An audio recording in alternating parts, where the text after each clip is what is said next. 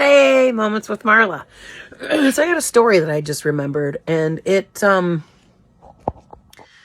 bizarre. It's interesting, and it's something to think about because I think it applies in all facets of life way more than we realize. So, over the summer, last summer, my daughter came inside. I wasn't feeling well. I was laying down. She gave me a kiss and she said that she was leaving. And I was like, oh, where are you going? She's like, oh, Dad's ready to take me to where they were going. Now, I had just spoke with my husband, so I knew that it wasn't time to go. I'm like, oh, honey, what makes you think that? And she was like, oh, he walked out with a phone cord in his hand.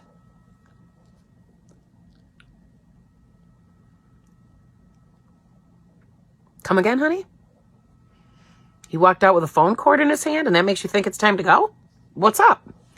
And she was like, yeah, I was sitting outside, and he walked out with a phone cord, the charger in his hand. So I packed up my stuff. I came down here to tell you goodbye. It's time to go. Like, how many times do we see something and make a conclusion? Do we hear something, make a conclusion? Does someone tell us something and we'll make a conclusion without even investigating it for ourselves? Could be true. Could not be true. But the fact that you can take a small piece of information and create a whole scenario for yourself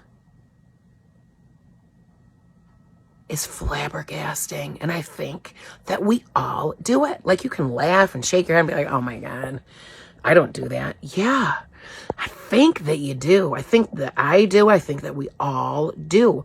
Somewhere along the line, we feel like, we put the dots together. And so therefore we created this truth. Now it's our reality.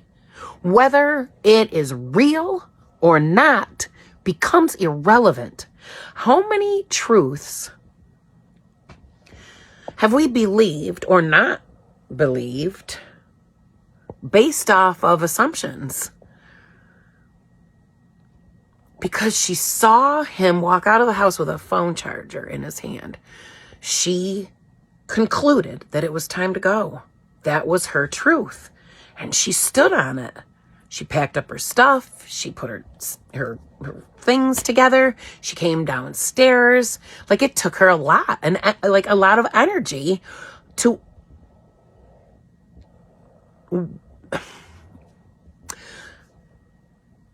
literally act on something that wasn't true. And I don't understand how in the world we justify that to ourselves and to everyone else. No discernment, no time invested, no due diligence, no curiosity, just assumptions that we are like, that is the truth. And here's the interesting part. Like, she really wanted to go. She wanted something, and so therefore took fragments of truths, put them together, and concluded that it was time for her to get what she wanted. Think about that for a bit. That's a lot of responsibility and a lot of power in our hands that we are wielding incorrectly, completely incorrectly. And we base so much off of the reality of our truth when our truth could be based off of bullshit. Or not. But you gotta spend time investigating. You've gotta spend time doing your due diligence. Like, there's no other way around it. If you want to know the truth, you have to search. You have to invest your time.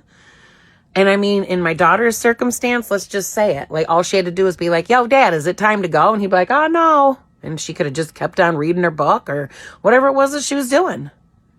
But instead, she took it upon herself to take fragments of what she's seeing and create her own truth.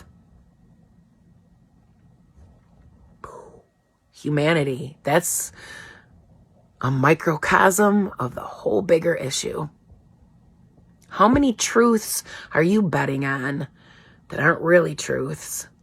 And how many things are you betting are lies that are actually the truth? Yeah, Moments with Marla. Happy discerning.